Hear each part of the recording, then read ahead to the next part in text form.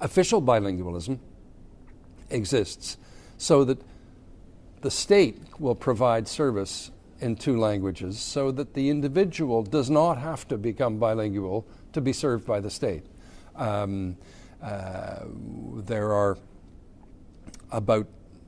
only about 40% of French-speaking Canadians are bilingual, and only about 10 or 11% of English-speaking Canadians are bilingual. So we have basically two majority monolingual societies that live side by side.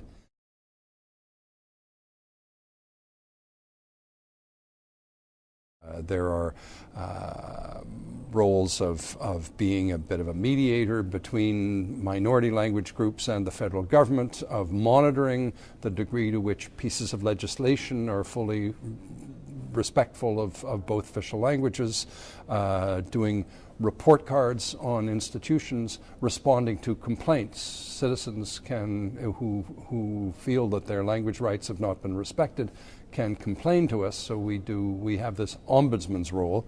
But basically it's protection and promotion and a certain amount of prevention in the hope that institutions will improve and do better and serve citizens in the language of their choice.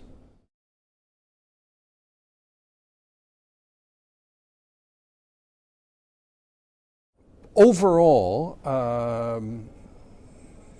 75% of the time that a citizen across the country seeks service from the federal government in their language of choice, they get it. Now that's barely passing mark, I would say. It's not as good as it should be, but it's a lot better than it used to be.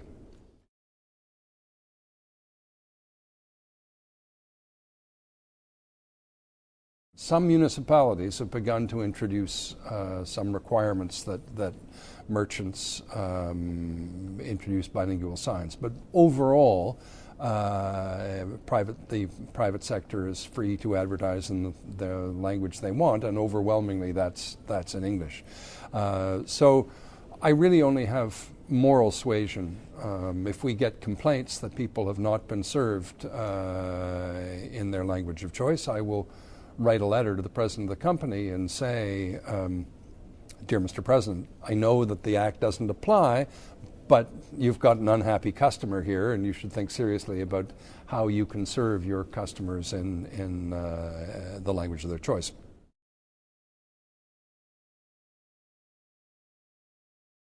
Language rights in Canada are a mixture of individual rights and collective rights. And one of the turning points was when the Charter of Rights and Freedoms was adopted in 1982. And that recognized the right of minority communities to have their children educated in the minority language. And at that point, what had been seen much more as an individual right suddenly became defined as a collective right. It was a community right to have an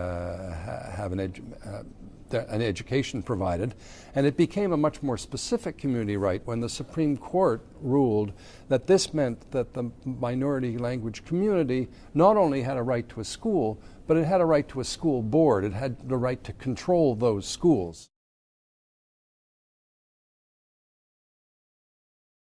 I think that the challenge is to have the use of both languages seen as a value rather than as an obligation, just as an obligation and a burden.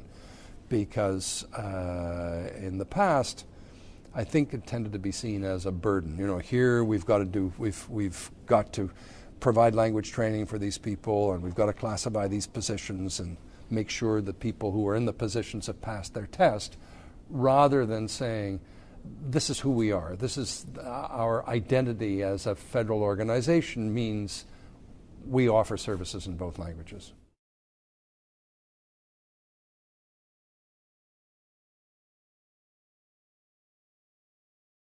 Oh, I think very much so. I think that we are trying to look at ways in which we can stress, in our case, bilingualism, but also multilingualism. And I don't see any conflict.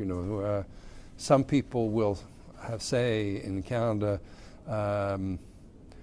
shouldn't we be learning Chinese instead of learning French? And I have observed that this usually comes from people who are not going to learn either Chinese or French.